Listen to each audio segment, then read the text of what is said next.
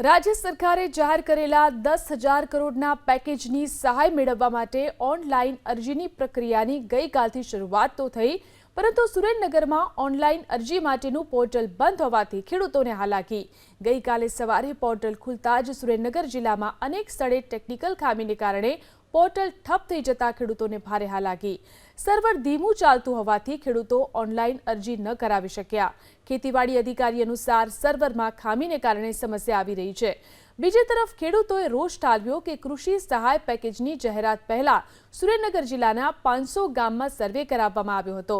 સરકાર પાસે અમારો તમામ ડેટા છે, તો પછી સહાયની રકમ સીધી ખાતામાં જમા કરી દેવામાં આવે।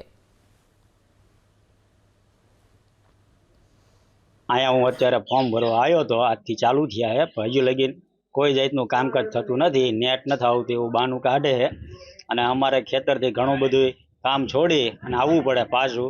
અહીં આવી તો અહીં કે નેટ નથી આવતું ને ફોર્મ નથી ભરાતા ને કોઈ જાતનું કામ થતું નથી। તો સરકારને નમ્ર વિનંતી કે ખેડૂતો ઉપર થોડું ધ્યાન આપે। અરજીઓ સંબંધિત ગામના જે વીસી હોય, વીસી મારફતે અરજી ખેડૂતોએ કરવાની થાય છે। વીસી અરજી કરી અને ખેડૂતે સહી કરવાની, અરજી ફોર્મમાં વીસીએ પણ સહી કરી અને એના જે ડોક્યુમેન્ટ છે 7, 12, 8 છે, પછી આધાર છે, બેંકની વિગતો છે, પછી બીજા જે ડોક્યુમેન્ટ જરૂર છે ઠરાવમાં લખેલા છે એટલા ડોક્યુમેન્ટ વીસીએ પછી ગ્રામ સેવકને સબમિટ કરવાના થશે, ઓનલાઈન અને ફિઝિકલ બંને।